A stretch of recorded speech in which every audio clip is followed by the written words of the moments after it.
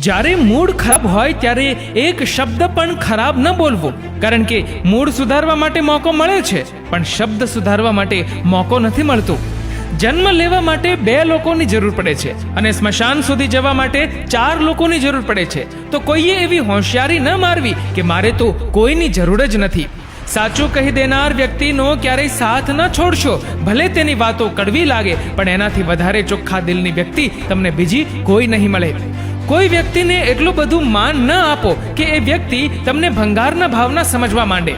સંસ્કાર બતાવી દે છે પરિવાર કેવો છે, વાતચીત બતાવી દે છે માણસ કેવો છે, દલીલ બતાવી દે છે જ્ઞાન કેવું છે, નજર બતાવી દે છે ચરિત્ર કેવું છે, ઠોકર બતાવી દે છે ધ્યાન કેવું છે, સ્પર્શ બતાવી દે છે નિયત કેવી છે, વિનય બતાવી દે છે શિક્ષણ કેવું છે, સમસ્યા બતાવી દે છે જુસ્સો કેવો છે, વાણી બતાવી દે છે સ્વભાવ કેવો છે, અને મૃત્યુ બતાવી દે છે જિંદગી કેવી છે. દુનિયાનો નિયમ છે સાહેબ, જ્યાં સુધી પૈસા છે ત્યાં સુધી હાવ આર યુ, અને પૈસા ખતમ થાય તો હુ આર યુ. પિતાનું પાટલું ફાટેલું હોય તો પુત્રના બ્રાન્ડેડ જીન્સ પહેરવાનો કોઈ ફાયદો નથી.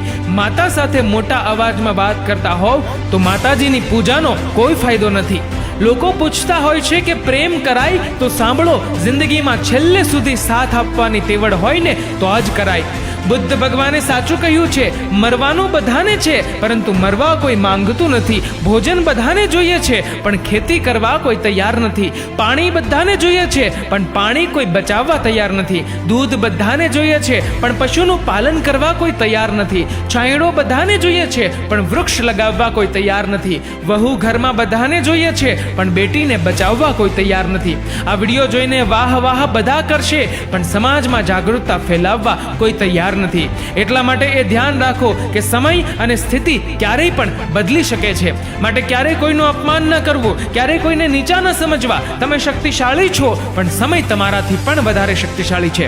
કંઠ આપ્યો કોયલને તો રૂપ લઈ લીધું, રૂપ આપ્યું મોરને તો ઈચ્છા લઈ લીધી, આપી ઈચ્છા ઇન્સાનને તો સંતોષ લઈ લીધો, આપ્યો સંતોષ સંતને તો સંસાર લઈ લીધો.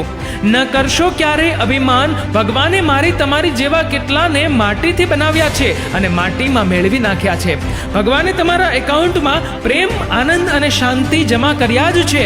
તમારે જો એટીએમ દ્વારા ઉપાડવા હોય તો તેનો પાસવર્ડ છે પ્રાર્થના. ચાલાકી કરીને ભલે ગમે તેટલા આગળ આવો, પણ આટલું યાદ રાખજો સાહેબ, પરિણામ તો દાનત મુજબ જ મળશે. જે માણસ તમને રડવા માટે ખંભો આપે છે ને સાહેબ, એ જ માણસ પાસે રડવા માટે કોઈનો ખંભો નથી હોતો. જિંદગી ચાહે 1 દિવસની હોય કે 4 દિવસની, તેને એમ જીવો કે જિંદગી તમને નથી મળી પણ જિંદગીને તમે મળ્યા છો. માણસોને એવું કહેતા સાંભળ્યા છે કે હિંમત હોય તો હાથ અડાડી જો, પણ માણસો એવું કેમ નથી કહેતા કે હિંમત હોય તો હાથ મિલાવી જો. જીવનમાં ખરાબ સમય આવે તે પણ જરૂરી છે. ખબર તો પડે કોણ હાથ છોડાવીને ભાગે છે ને કોણ હાથ પકડીને સાથે ચાલે છે. યાદો પણ કેટલી અજીબ હોય છે. જે સમયે રડ્યા હતા તે સમયને યાદ કરીને હસવું આવે છે, અને જે સમયે હસ્યા હતા તે સમયને યાદ કરીને રડવું આવે છે.